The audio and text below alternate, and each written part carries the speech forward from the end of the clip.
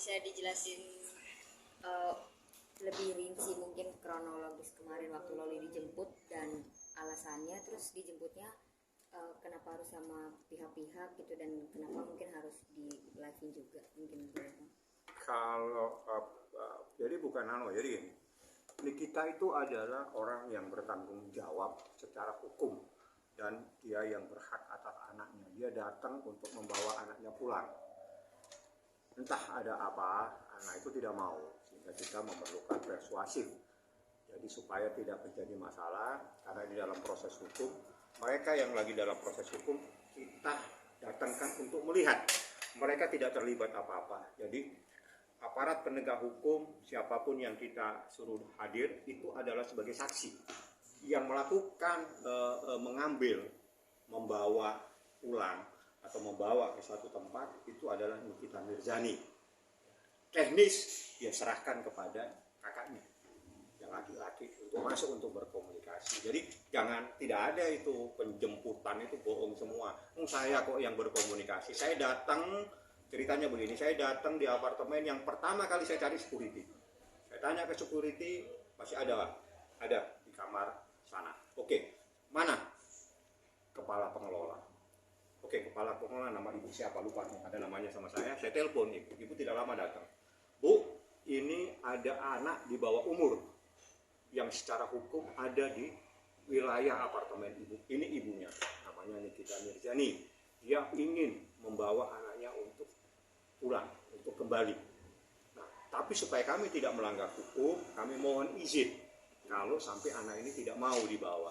Kan gitu ceritanya. Nah, pertama yang ibu harus tahu, yang saya mau tanyakan, seseorang menempati apartemen itu pasti ada dasar hukumnya. Kalau dia tidak beli, berarti dia adalah pemilik. Kalau tidak pemilik adalah penyewa. Kalau penyewa pasti ada dasarnya, artinya ada bukti. Pertanyaan saya, bagaimana seseorang anak di bawah umur bisa ada di sini? Sedangkan Nikita Mirzani tidak pernah menyewakan tempat itu untuk ditempati anaknya. Kagetlah ibu itu. Kalau itu anak di bawah umur. Oke, ini anak di bawah umur, ini buktinya akte kelahirannya, ini buktinya kartu keluarga bahwa dia anaknya Nikita Mirzani. Oh, itu anak masih 16 tahun. Oke, saya mau izin naik ke atas. Diizinkan. Yang membuka pintu yang pertama adalah security, bukan kita, karena yang punya hak itu adalah rumahnya pengelola. Pengelola mengizinkan security masuk ke dalam, digedor, dibuka pintunya. Karena mungkin entah ada apa, terjadilah protes. Ada telepon segala macam sehingga ini anak tidak mau, yaitu urusannya kakaknya Nikita. Karena dia laki-laki, jadi ya komunikasi antara paman sama anak sampai meyakinkan. Nah, itulah kejadiannya. Jadi tidak ada upaya paksa, itu bohong semua. Karena tidak mungkin kita membawa upaya paksa anak. Itu anak dijemput sama Nikita, dibawa kembali. Nah kan itu terlihat histeris juga ya pas dijemput itu kenapa? Iya. Alasannya? Ya biasa lah kalau tiba-tiba orang anak histeris itu nanti kita jelaskan. Yang jelas mungkin kaget tiba-tiba ada mamanya datang di depan pintu apartemennya saja. Tapi respon Loli sendiri tuh langsung histeris atau mungkin nanya dulu Bang, kan maksudnya enggak Dia tidak mau, awalnya dia tidak mau. Oh, nolak. Jadi segini ya, kalau dia itu memang menolak secara total, tidak mungkin kita bisa bawa. Ya, ya memang kita perlu persuasif, cukup lama menjelaskan ke dia. Nggak ada apa-apa, nah katanya si pamannya Loli ya, kakaknya Niki. Karena saya bilang yang boleh masuk adalah Nikita, pamannya Loli. Lain-lain silakan melihat, menyaksikan kalau tidak ada terjadi apa-apa. Dan semuanya itu jadi saksi, nggak terlibat apa-apa. Jadi ibu mengambil anaknya kok jadi masalah. Nah, kalau misalnya ada aparat, itu adalah bagian supaya kami juga tidak dipermasalahkan. Mereka menjadi saksi, kita tidak pernah mukul orang. Kita juga tidak pernah merusak, uang itu dibuka sendiri pintunya. Tidak ada satupun yang rusak di dalam tempat itu. Dan itu ada videonya, ada buktinya sama saya, dikirim oleh pengelola. Jadi pengelola juga mengirimkan tanda bukti barang-barang. Semua barang-barang divideokan, diserahkan. Jadi nggak ada masalah. Kalau soal histeris, ya itulah biasa seorang anak tiba-tiba ketemu mamanya mungkin ya, karena ya mungkin selama ini ada ketegangan, ya itu biasa bagi saya, nggak ada masalah. Tapi Bang sendiri menyangka nggak atau kaget nggak Bang sama responnya Loli sebegitunya gitu Bang? Ya, itu seorang anak yang lama nggak ketemu, terus seperti itu, ya udah saya kan tidak mau terlalu menyuruh dia diam, atau mungkin saya marah-marah, tidak. Saya suruh kakaknya, tuh, tenangin kemenakan. Itu, jadi ditenangin, yang nenangin itu adalah Ervin. Bang, itu kan dua kali terjadi hari pertama. Kalau hari pertama kita sama saya, dan itu terjadi miss. Dengan malam itu saya masuk, ternyata di situ ada orang dan dia merasa sebagai pemilik. Saya bilang, Pak, kalau bapak pemilik, bagaimana bapak ada orang anak saya ada di sini? Dasarnya apa dia nyewa di sini? Katanya yang nyewa orang lain. Ya kalau yang nyewa orang lain ya suruh keluar saja Pak dari situ. Itu kan apartemen bapak. Kan saya simpel. Ya sama dengan kemarin juga saya simpel dengan pengelola. Pengelola saya bilang, ibu yang punya ini apartemen. Ibu yang punya aturan. Orang kalau yang menempati apartemen Bu, syaratnya itu adalah dia pemilik. Kalau dia tidak pemilik, dia adalah penyewa. Nah kalau dua-duanya tidak ada Bu, terus bagaimana Ibu biarin? Oh iya, tolong Ibu bantu saya mengeluarkan anak ini supaya kita tidak terjadi keributan karena ini rumahnya Ibu. Itulah ceritanya, sehingga pengelolanya yang membawa itu, yang menjelaskan kepada Loli itu adalah pengelola. Nah semua itu nonton. Nonton, barulah keluar setelah dia mau digendong sama orang. Kalau tidak salah yang menggendong itu salah satunya adalah papanya sendiri. Digendong, ditutupin, dia dibawa. Ya teriak-teriak biasa lah. Buktinya dia juga ikut di mobil. Buktinya dia juga, walaupun dia teriak-teriak, dia masih bisa berkomunikasi. Artinya setelah udah itu akhirnya jelas nggak Bang, ini Loli itu menempati apartemen itu atas nama siapa, maksudnya? Atas nama orang lain ya, sehingga karena satu ya, jadi setiap anak ini pembelajaran. Anak yang di bawah umur tidak bisa melakukan perbuatan hukum kecuali atas persetujuan ibunya atau ibunya yang melakukan. Kalau dia sewa belum bisa, belum waktunya dia sewa sendiri. Bang, itu kan antara apartemen dengan rumah Nikita kan dekat sekali ya? Nggak jauh. Nggak jauh ya, Kira-kira 10 menit kalau nggak salah Nikita. Apa memang Loli sebenarnya ingin lebih dekat ke gini, kalau itu gini ya, pasti seorang anak ingin ketemu ibunya, seorang ibu ingin ketemu anaknya. Itu adalah ya sudah seperti itu kodratnya. Itu kodrat. Anak kangen sama ibunya, ibu kangen sama, itu kodrat. Nggak boleh kita pertanyakan. Oke, pasti kangen. Ibu pasti kangen anaknya. Kalau misalnya masih sedikit-sedikit setengah kangen, itu kan karena gengsi. Tapi kodratnya ibu kangen anak, anak kangen ibu. Ibu melindungi anaknya, anak harus menjaga ibunya. Beda ya. Ibu melindungi anaknya, anak harus menjaga ibunya. Itu beda bahasanya. Bang, boleh diberitahu mungkin ke kita atas nama siapa, mungkin atas Loli? Silakan ke pengelola. Yang jelas bukan atas nama Loli, bukan atas pamannya Loli, bukan atas nama Nikita. Makanya kita bisa membawa itu Loli. Saya bilang sama ibu, Bu, ini anak saya Bu, di bawah umur, ngapain dia di sini? Kalau di sini ibu punya aturan, dia tidak memenuhi aturan di sini untuk tempat tinggal. Tolong kami dibantu Bu. Ini Bu kartu keluarganya. Tercatat, ini Nikita Mirzani punya anak, namanya Bu, ini anaknya, ini kakaknya. Ini akte kelahiran. Karena saya bawa. Mungkin dia Fadil mungkin hanya mau video call aja gitu Bang, atau Saya nggak tahu lah yang luar yang itu, karena waktu itu karena supaya tidak rame, saya itu setelah saya bawa masuk, saya minta kakaknya Niti, si Erwin ada di dalam sama ibu pengelola biar kelihatan nggak terlalu ribut. Kita sebagian ada di luar pintu ngobrol. Udah itu silakan menjelaskannya bagaimana teknisnya, itu teknis lah. Bang, untuk kembali lagi Bang, untuk pemeriksaan Loli kemarin Bang, mungkin sedikit cerita lagi Bang, seperti apa Bang pemeriksaan Loli? Kalau pemeriksaan nggak boleh saya jelaskan, karena ini undang-undang perlindungan anak. Jangankan namanya pun tidak boleh saya sampaikan.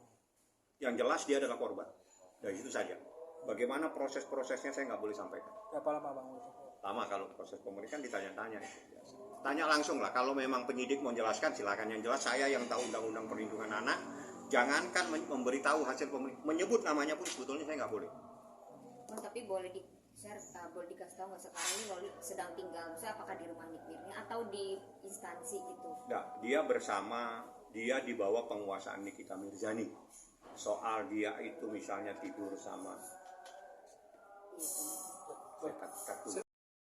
ya, jadi gini, satu yang harus dipahami, yang pertama ya, ini pesannya dari ini kita, Loli itu anaknya dan sampai saat ini ada di dalam kartu keluarga, nggak pernah dicoret-coret.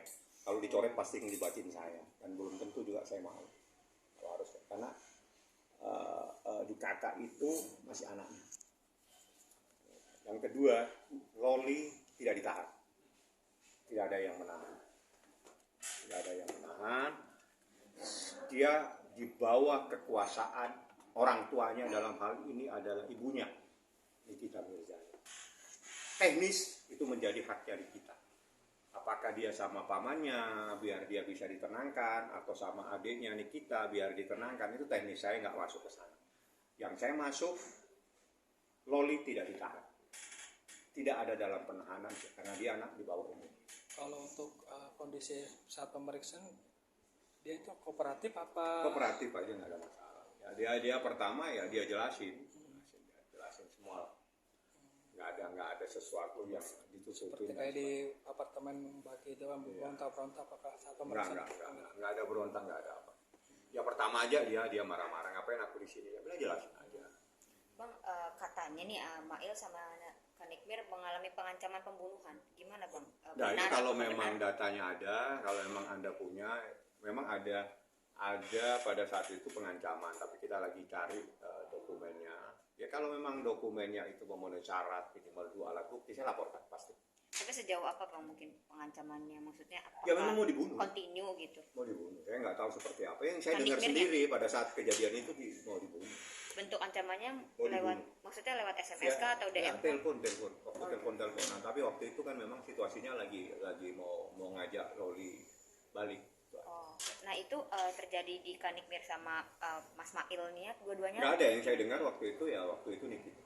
Kita Kita yang lagi bicara, atau dengan siapa dia bicara, karena kan itu pembicaraan Nikita itu memang lagi di Las Vegas, saya dengar. Terus ancamannya itu berlangsung berapa lama Bang? Mungkin Nah, saya nggak dengar, rentang waktunya. nggak hitung waktu, yang jelas ada kalimat itu pengancaman. Tapi kita lagi kumpulin buktinya lagi. Tapi yang Abang tahu sudah berapa kali gitu? Maksudnya apakah 2 kali panggilan? Enggak, belum Satu sempat hari? kita laporkan. Ya, karena kita konsentrasi di persoalan ini, karena ini yang paling penting. Karena ini adalah untuk melindungi anaknya Nikita Mirzani, Loli. Bang, untuk kondisi Kaniki sendiri pas menjemput Loli seperti apa? Banyak yang bilang katanya Niki ngedrop, gak enak badan pas malam pulang gitu Bang. Ya capek lah ya, jadi mungkin capek karena kan dia kurang tidur malam itu. Terus sama saya, pagi sudah saya datengin rumahnya, terus setelah itu gak lama sama-sama dengan saya. Ya cukup lama lah ya, terus habis itu proses di sini, ya wajar kalau dia kecapean. Jadi nggak ada. Yang jelas tujuannya dia adalah mencari keadilan untuk anaknya. Bang, benar nggak Kak Maniki ada luka di hidungnya karena cakaran dari Loli? Nah, saya nggak ngelihat ya. Tapi kalau dia lagi pakai itu, ya memang kan habis lagi dilakukan pengobatan jauh sebelum ada masalah. Oh, berarti tidak ya? Nggak ada apa-apa. Bang, kabarnya Abang mau laporin juga nih nanti hari Senin. Boleh dijelasin ke Bang ini apa yang mau dilaporkan? Ada sebenarnya info sama teman-teman lapangan aja. Saya bilang kita konsentrasi di persoalan perlindungan anak ini karena tujuan kita adalah melindungi korban. Ya, ini korbannya adalah Loli. Mungkin sedikit tanggapan Bang soal preskon kemarin Bang Rasman dengan Fadel Bang, bahwa ada beberapa bantahan dari pihak sana yang menyebut bahwa Loli tidak melakukan hubungan hamil dan tidak melakukan apa yang dituduhkan Bang. Dituduhkan lah. Dan ngapain sibuk-sibuk begitu kalau nggak ada apa-apa? Katanya ini ada sensasi aja gitu. bahkan Ngapain sempat kita? Bilang gitu. memperlihatkan hasil Tanggapannya. USG. Mungkin sedikit Abang. Ini kalau ini kan negara hukum ya, dan ini USG tiba-tiba anak di bawah umur bawa USG, itu ngapain? Itu kan nggak sah secara hukum. Anak yang di bawah umur itu tidak boleh melakukan perbuatan hukum, termasuk perbuatan yang begitu tanpa izin orang tuanya. Jadi harus diantarkan orang tuanya untuk dilakukan. Kalau tidak ada diantarkan orang tuanya, terus dari mana itu? Nah, jadi secara hukum setiap perbuatan yang dilakukan oleh anak di bawah umur itu adalah perbuatan yang tidak sah dan tidak mengikat secara hukum kepada pihak siapapun juga. Dan selesai, aku kan nggak repot-repot jawabnya. mungkin pihak sana dia mau ngasih tahu kalau berita ini nggak benar, mau ngebuktiin dan mau ngasih tahu kalau sekalian membersih nama gitu Bang mungkin. Gini, menurut KUHAP, terpaksa saya harus kuliah lagi. Ya, boleh. Menurut KUHAP, dalam proses hukum pidana yang pertama kali dijadikan nomor urut 1 itu adalah yang dijadikan dasar bukti itu adalah keterangan saksi. Setelah itu bukti tertulis, setelah itu pendapat ahli, ya, setelah itu adalah keterangan terlapor atau tersangka. Nomor urut terakhir orang yang dilaporkan. Nah di dalam KUHAP pasal-pasal selanjutnya, seseorang yang menjadi tersangka atau terdakwa, kalau terdakwa itu berarti di pengadilan, kalau tersangka masih dalam proses penyelidikan dan penyidikan, itu jangan lagi membantah. Diam boleh, lu bayangin, diam itu boleh karena tidak dibutuhkan. Keterangannya itu tidak dibutuhkan. Yang dibutuhkan itu adalah keterangan saksi. Yang dibutuhkan adalah bukti tertulis. Yang dibutuhkan keterangan ahli. Yang dibutuhkan adalah pengakuan. Gitu. Kalau orang yang dilaporkan mau ngomong apa saja, mau bicara apa saja, silakan. Karena kami tidak ke sana. Kami mau membuktikan dengan proses pembuktian lain. Yakni kita bawa saksi, saksinya yang bertemu, saksinya yang membawa, saksinya yang tahu persis persoalan ini. Dan munculnya baru beberapa hari. Anak ini dibawa ke kekuasaan Niki. Teknis. Apakah saat ini ada di rumah Niki atau di rumah itu teknis? Ya. Itu teknis saya tidak jawab. Yang jelas anak ini tidak ditahan, satu. Anak ini tidak ada di dalam tahanan manapun juga dan tidak ditahan. Anak ini masih di bawah umur, di bawah kekuasaan Niki dan Niki yang punya hak. Anak ini ada dengan siapa? Saya tidak boleh menjelaskan ada dengan siapa, karena itu undang-undang perlindungan anak yang bicara. Saya tidak boleh menjelaskan. Termasuk alat komunikasi Bang, segala handphone atau Nggak boleh. Nggak boleh saya menjelaskan hal-hal yang terkait dengan teknis. Karena itu undang-undang perlindungan anak. Yang harus saya jelaskan, anak itu tidak ditahan karena anak itu di bawah umur dan anak ini adalah korban. Yang kedua, kita punya hak untuk anak ini mau di mana. Itu teknisnya sama kakaknya, kan paling dekat sama pamannya ya, atau kakaknya Niki. Mungkin sama itu saya juga nggak tahu. Bang, tapi dari HP-nya Loli sendiri yang sudah dipegang Kanigmir itu kelihatan nggak Bang, maksudnya bukti-bukti baru yang tipis-tipis? Di laut. Oh, dalam Buka. Buka lagi. Ini nikmatin saja proses ini. Walaupun jembatan. Bang niatin Niki ini buat masukin pada penjara ya Bang, maksud saya Bang. Kenapa? Bang Niki bertekad untuk masukin. Kagak ada. Ini kita itu hanya lapor. Oke. Undang-undang yang menentukan. Yang memeriksa polisi serahkan ke polisi. Bukan kita punya hak nahan orang kok. Tapi nih kita adalah yang lapor. Ya, jadi kalau orang yang lapor jangan dikatakan bahwa orang mau menjarain orang. Yang mengatur orang masuk penjara itu undang-undang. Yang melaksanakan undang-undang itu penyidik atau polisi dan jaksa dan pengadilan gitu caranya. Ya, oke. berarti agenda selanjutnya apa Bang? Ada agenda Selanjutnya saya mau pulang. Bang, tapi kalau jembatan perdamaian tadi Bang, jembatan perdamaian Apalagi kan sudah dibilang itu. Maksudnya Fadel misalnya membawa bukti terus mohon dan Mohon apa? sebagainya. Oh, Sujud maksud saya, kaki ya. barangkali Bang. kepada ini calon mertua. Jalan mertua ya. Saya sebetulnya ingin sekali HP ini saya banting terus pecah. Terus bagaimana caranya saya balikin HP ini? Beli lagi Bang yang baru. Pintar nih jawabnya. Jadi Kasih aja dulu. jadi hal yang baru kan. Kalau hal yang baru ya Anda bisa tahu dong. Ngapain kita bahas? Bang, mungkin ada pesan untuk Loli barangkali nanti. Loli itu sudah seperti anak saya. Untuk Nasman lah. Kemarin waktu malam itu sempat saya rangkul dia. Kenapa nak kamu diri? Kenapa kamu sebut namanya? Itu mamamu. Iya, dia mama saya. Ya sudah kalau mama sebut mama. Itu asli dia ngomong. Itu mama saya. Yang selama ini dia teriak-teriak itu nggak ada ketemu sama saya. Oh, itu mamamu. Iya, itu mama saya. Ya sudah saya rangkul. Anak kamu jangan terlalu meledak-meledak seperti ini. Itu malam itu di sini. Tanya sama polisi. Polisi kaget semua. Kok sama saya itu. Emang dia itu sudah seperti karena dekat sekali sama dari kecil sama saya loh itu. Dan setelah itu dia mulai tenang Bang atau seperti apa? Tenang dia ngomong. Oh, kan saya agak waktu dia lagi marah-marah kan saya agak menjauh. Ya. Bilang, kenapa menjauh sini Om? Ya udah, kenapa kamu marah-marah gitu? Kenapa kau sebut namanya? Itu mamamu. Iya, mama saya. Ya sudah sebut mama. Biasanya manggilnya Mimi kalau nggak salah rumah saya. Respon Loli? Ya udah seperti itu. Terus habis itu dia neteskan air mata, saya rangkul kan. Ya udah kamu tenangin diri. Mungkin kamu kaget-kaget kok banyak orang. Karena ini mamamu cari keadilan di sini untuk kamu. Mamamu mencari keadilan untuk kamu. Itu yang kamu harus pahami. Ibumu sayang. Kalau nggak sayang nggak begini. Nggak mencarikan keadilan untuk diri. Itu saja yang kamu harus paham. Banyak orang kadang kita tidak paham apa yang dilakukan oleh orang tua kita untuk kita. Ini yang diberikan pembelajaran oleh seorang ibu. Bagaimana dia berjuang untuk anaknya. Oke? Seperti itu saja penjelasannya. Terakhir Bang, ada bocoran pemanggilan terlapor Bang? Minggu depan. Minggu depan. Panggil. Tanya ke sana. Oh, iya. Pasti hanya minggu depan ada proses. Tapi siapa yang dipanggil tanya ke sana. Oh. Nah, kalau saya yang meriksa, hari ini saya panggil. Karena kan dipanggil nggak sama LM. Malah nggak ada info.